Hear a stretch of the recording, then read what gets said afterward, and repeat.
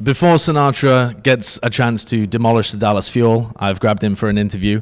I mean, I'm just throwing in my own expectations there. I haven't even talked to you yet, but you're coming in here defending champions. Are you looking forward to the game against Dallas? First time at a homestand?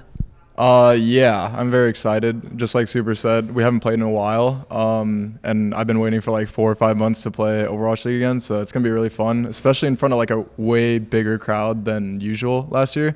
Because last year's Blizzard Arena was like way smaller than what Dallas has. So yeah, definitely excited. I see on your jersey that you've got these trophies. You've got the Overwatch League trophy. Yeah, exactly. Get that. Yeah, that's pretty good. And then also the MVP trophy as well. That's pretty sick. I like the way that they've immortalized you there. That's is pretty fly. The MVP trophy. That's a big talking point. You gained that not just by incredible performance over the course of the regular season playing Zarya, but also like you're playing the in the playoffs as well was pretty sick. What kind of stuff can we expect from Sinatraa moving forwards in 2020? There's a lot of DPS players now on the Shock. Expecting May. It's a tragedy for me. No pop-off potential, but I'm just gonna try to like open up my hero pool more. Just learn from Crusty, see what he says. Like whatever the meta is, he always teaches me how to play the hero. So like I learn quick. So just adapting. Does that require a bit of a different mentality? Because I know DPS players, like generally, they enjoy the pop-off. They enjoy being able to have a big influence on the fight. And there are some heroes like May that people have to play that are more facilitators rather than the people that click heads. How is that mentally for you? Pretty bad for me, because even in scrims, like any chance I have to change to any type of hero, like I would just change Tracer out of nowhere, Doomfist out of nowhere, just because like I need that 3K, you know. So like yeah, it sucks for me, but I mean I have to just be on May duty here. Yeah, you sound a little bit like a drug addict. You're like I need that 3K in order to survive, but I guess that. The meta is going to be changing up quite a lot. I mean, the devs have talked about how they're going to attack the meta specifically, and then also the hero pool stuff coming in, like you're saying. Are you looking forward to that? Yeah, it'll definitely spice up the game. I'm a player that I adapt really quickly. I can learn heroes really fast if I wanted to. So I think that'll be perfect for me. And if they ban like boring heroes like May and stuff, and then like more pop-off heroes like Genji, Tracer, stuff like that coming to the meta, then I'll be really happy. It seems like it's a change that'll favor teams with a good coaching staff and also players that have a good understanding of a wealth of hero pools as well. I don't think anyone's really dug into the synergy between you guys and Crusty. What's it like being coached by that guy? He's got a lot of like really strong reputation within the scene, but I haven't heard directly from any of his players really in a while. Yeah, I mean it's great. Obviously, that's the best coaching I've ever had in my life. Like baseball, gaming, everything combined. He just makes it so like everyone is like always on the same page no matter what happens. So like if anything happens in game, like randomly they switch random heroes like that we'd never know about, we're always on the same page on what to do, like bunker here, rush, bot, like stuff like that. So it's been great with him. And he's alpha, that's true. He's alpha. He doesn't let you guys mess around? I mean, yeah, sometimes. When I want to go soldier, I mean, I can go soldier, but like, yeah. But he is alpha. Whenever he wants a plan put in place, like, he'll put it in place.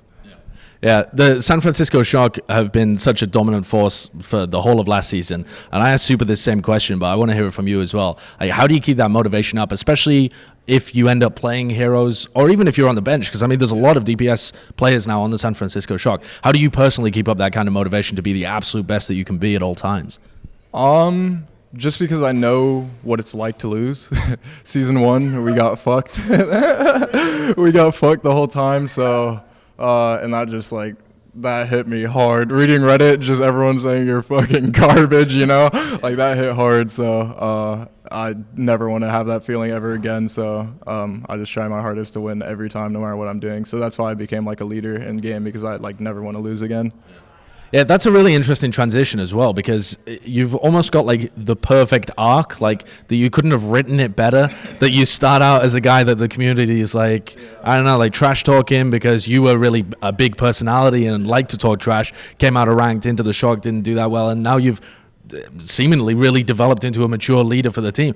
What's that like? That sounds like a total human development as well as just being a player development. Yeah. I'm not sure what really happened. I think it was just like, honestly, it was watching David Goggins. That was what we were talking about earlier. He's a motivational speaker, if no one knows. Not a motivational speaker, he's just an alpha male.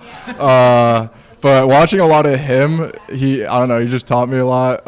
Being with Dak, too, in Season 1, he actually taught me a lot just about life and maturity and stuff.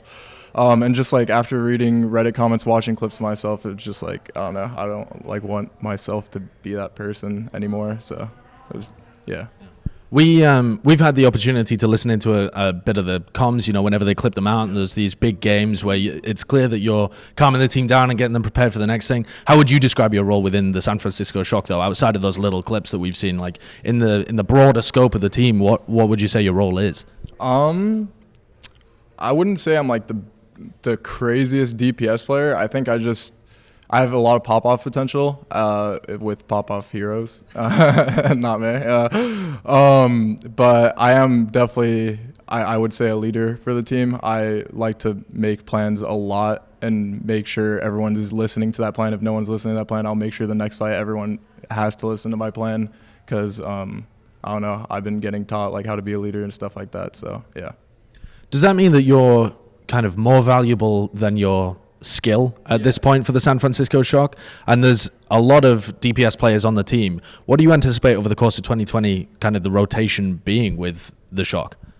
Yeah, I would say that my value is more than just my skill because of the leader thing, for sure, by far. I don't know how the roles would be, especially with the hero bans. I think it really depends on like which heroes are banned for which like week or given week or whatever. But we have like 5 DPS players, so like we're definitely ready for anything that's thrown at us. So yeah. Talk to me a little bit about Arns, this guy that's just come into the team, because the only footage that we've even found of the guy is just, it's Twitch clips. Like just seems to be a really unknown player that popped the fuck off on Widowmaker. Have you had an opportunity to see him, play against him, play with him? Yeah, we sometimes scrim with him, and when he plays Widow, that guy fucks. That guy has sex for sure. Like, he's beating everybody like easy clap. Like I'm not even kidding. Like watching him is like actually I think he's aimbotting type shit, but yeah, but that's all he plays though. Right. Hanzo or something, Hanzo McCree. But we don't scrim with him that much because he doesn't have his visa yet, so it's like it's a tragedy. But when he does scrim and plays Widow, he actually pops off hard. All right, I'm looking forward to that. That's always interesting to take a look at. Now, I talked about this in my Super interview, but I actually originally thought that one of these trophies was the World Cup trophy, and that seemed like I would have had 4. Oh yeah, because you won the MVP for that as well, right? That's pretty sick. Yeah. They'd have to put it on the other sleeve or something. The World Cup was a big deal for a lot of the US fans, and I think it was a bit more of like a turning point in terms of Overwatch. The Korean players have always dominated the league. There's like, I want to say there's like 50 out of 150 players, something like that, are Korean, and so it's always been where the best players are, the best depth of talent, and the USA has made enormous improvements over its previous results. Was that something special to you to come in and win the World Cup this year after winning the championship? Yeah, that was definitely huge. Losing World Cup for like what was I on the team for? 3 years or 4 years? 2 years. It was 2 years before. 2 years before, third year. Okay, yeah. Being on the team for what? You were on the team for 3 years. This will be 3 years.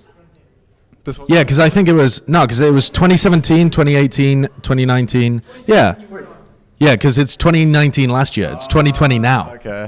Okay, I thought we lost way more. That's how it felt. That's literally how it felt. Is that like how hard we were losing? But like, yeah, we tried literally so hard because like we knew like 2 years ago and last year World Cup, like we knew that we were like a really good team. Like, okay, this is Scrim Bucks. This is like Valiant type shit, but but we were like dominating everybody, and like we wouldn't lose a map for 3 months straight, USA. And then like I guess like it got to our head or something, and then we got cocky and then just got first rounded every time. But yeah, it's a tragedy. So we definitely this year we wanted to keep it like way more calm, collected, like no ego, like humble, like that we're just gonna try our best every match, every map. It doesn't matter who we're playing against. So yeah. What was it like playing with the guys that you don't normally play with on the Shock. I mean, you had Space and Corey in there, and then Raucus as well, right? Those were the 3 new players. Yeah, I mean, I'm pretty good-ish friends with all of them, so it was definitely really fun. It was just like almost being on Shock. It was like a really funny environment. Everyone's cracking jokes. I mean, it's even way easier to crack jokes because everyone like understands the joke, you know. So it was a great environment, almost like Shock, basically. Talking about Space, you have become clothing designers, apparently, instead of Overwatch players. How much time do you spend in the factory designing, and does that take time away from your practice schedule? No, it does not. It does not take practice away. I don't even know how it came to be. I think one day we were in a Discord call, and we were just like I don't even know. I was sharing my screen and I got into MS Paint, and then I was like, what if we made clothes or some shit? Or he said